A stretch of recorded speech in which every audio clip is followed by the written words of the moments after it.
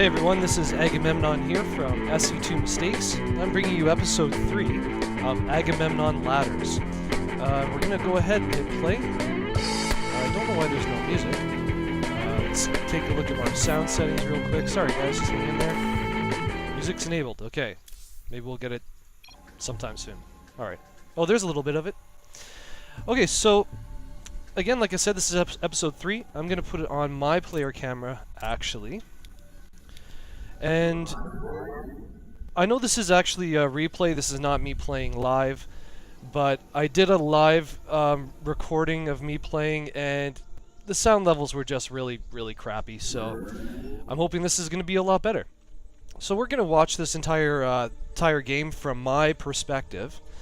Right now I'm trying to figure out where my natural choke point is. I know that there's a ramp, but I'm not really too familiar with this map. I wish it's one thing I'd like to get a lot better at. I'd like to, really be able to examine the maps and get more familiar with them, but I find that just simply playing, I'm getting more used to the maps. I don't know them by name, but I'm starting to understand them a little bit better. So something that I've really been trying to do, and if you've been following my laddering, you'll see a real common theme is from these 3 videos, is what I'm trying to do is I'm working on a plan. Okay, so the plan that I have is use, and you can see here I'm building a gateway. I did not mean to do that. That's supposed to be a forge. I'm an idiot. Yeah. Anyways, so my plan, my theory is that maybe I can use the cannon rush for forward pressure to perhaps contain my opponent, maybe even do enough damage to win, and at the same time use those cannons to secure my natural. So the point being with that is that perhaps I have enough time. I'm just chasing his harassing scout out of the way. Perhaps I'll have time with that cannon rush. It'll buy me enough time that even if it doesn't work, I can just kind of wall in at my natural and go for my almost like a delayed fast expansion. So, and then from there, the world opens up, right? You get all kinds of options. So here I've got a small gap in between my gateway and my cybernetics core, so that's why those zerglings can't get through. But at this point in the game, I really thought, this is over. Why not just grab all your workers, go attack, and just have some fun? So that's what they're doing here. But look at that nice surround, some good damage done, and I was shocked that I actually held off that attack. Apparently, the other thing I learned is you can actually build cannons if your forge is unpowered, which is pretty amazing. I didn't really realize that. So my main concern right now is at my natural to repair my wall, because if he's been ling rushing me that quickly, I know there's going to be a second wave coming really soon. Let's take a look at the units. Yeah, he's got 8 lings. I only have 1 zealot, so I'm repairing my wall as we speak. Let's take a look at production. I also want to look at the income tab. The reason for that is he only has 5 harvesters. So obviously he has 6 pooled me, and that's one of the things I was really worried about. So now that I know that he's 6 pooled, and I can tell that because of how quickly that Zergling attack arrived, I know that his economy is well behind mine. Let's take a look at that. My income is way ahead of his. So I can afford to kind of deal with this harassment and then get that expansion, my second expansion, and really keep my economy up and driving so that I can get this into the mid-game. Also discovered that probes are really good against zerglings. As you guys can see, like, that's awesome. Let's take a look at the units lost tab. Oh, I've lost 10 workers, is that correct? I think I've lost, yeah. Okay, so I've lost 10 workers, but he's lost 15 zerglings. I think that's pretty cool. So 1.5 probes per zergling. That's awesome. I think that's pretty good. So right now I just want to get a nice wall get my cannons up. There goes second cannon. I think I only need 2 cannons in order to deal with this guy's harassment. I think those 2 cannons and a couple zealots should be all I really need. His production's completely halted.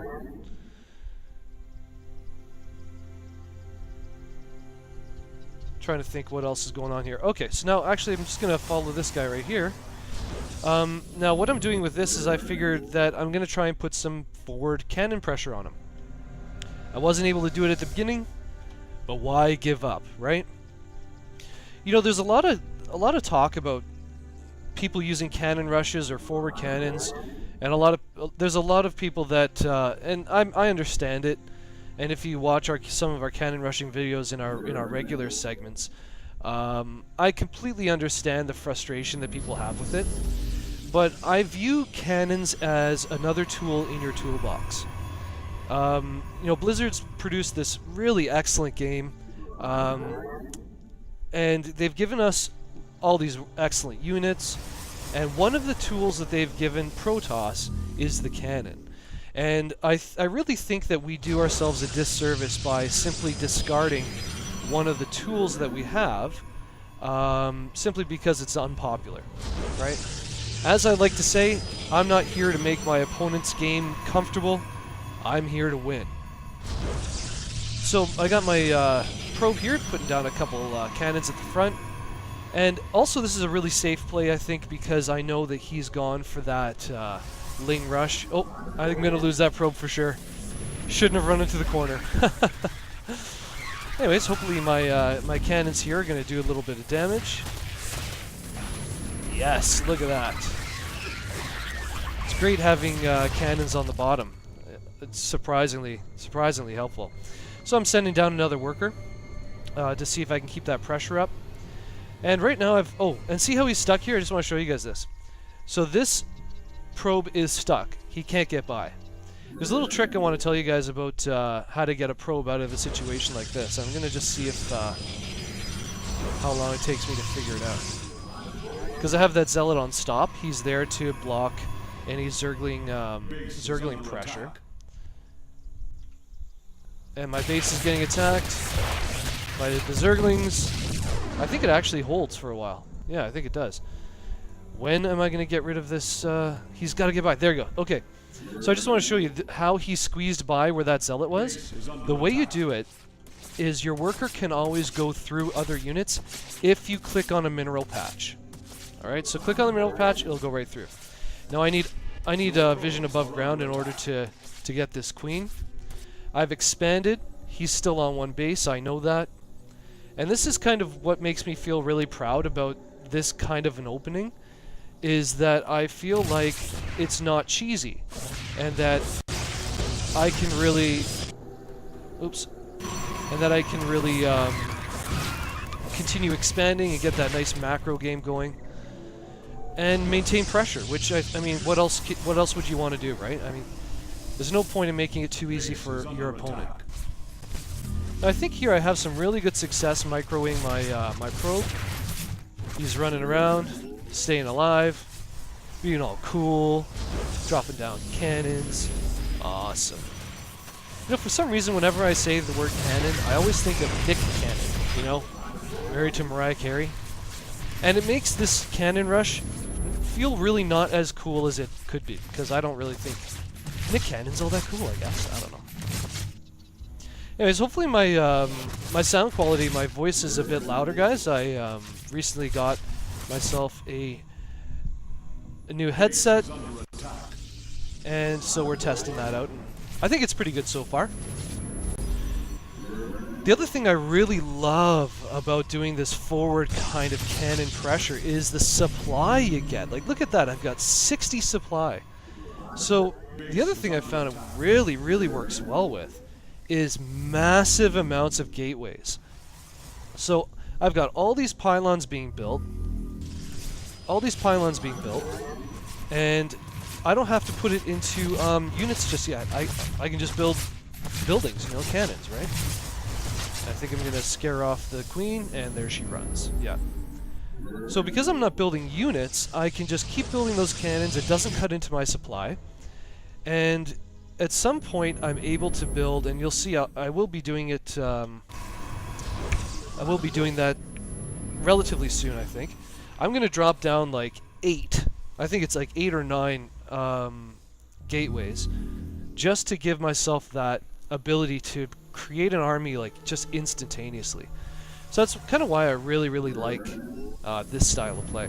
Now I think he's responding with creep, obviously, to try and keep the advance of the cannons from happening. I'm not going to cannon rush anymore, or cannon rush. I'm not going to build any more cannons. That is a really good, decent set of cannons. And oh, the other thing is, look, he's going for mutilisks. So I fully suspected that he's going for mutilisks. I'm putting down all these gateways, as you can see here. I've got 6 in production. I've got 1 at the front. My gateway research, I don't even think I've started it yet. Yeah, I was really late with my gas. Really late. That should have gone up a lot sooner. That's okay, we're learning. And the other thing is, it takes it for myself, because I'm not a great player. It takes a lot of micro for me to do something like this. Trying to block it or make sure I know of any expansions that he might be putting down. And I want to get my gas going. And I've got my warp gate research started. Just trying to think what else there is to talk about here. I'm almost, I think I'm, let's see, what do I have here? Pretty well saturated at my main. I've got an expansion. I know he doesn't. So again, I think it's one of the nice things about this this plan that I have. And here we go. I think I'm gonna, do I have my warp gates yet? No, I'm just adding those to my control groups. Boosting my warp gate research. Let's take a look at the unit tab. He now has 5 mutilisks and I have 2 zealots. So if you've had a chance to take a look at any of our other videos, the ones that me and Furious Geo did together, especially the cannon rush videos, you'll find out that we talk quite a bit about what kind of reaction you get from a Zerg player when you do something like this, where you cannon up at his front or you contain him, perhaps even with an army. And one of the reactions I think we need to expect is mutilisks. If it's not going to be a Nidus Worm, if it's not going to be drops with his overlords, I think it's safe to assume that you're going to see a bunch of mutilisks, because they're just, I mean, they're an excellent unit.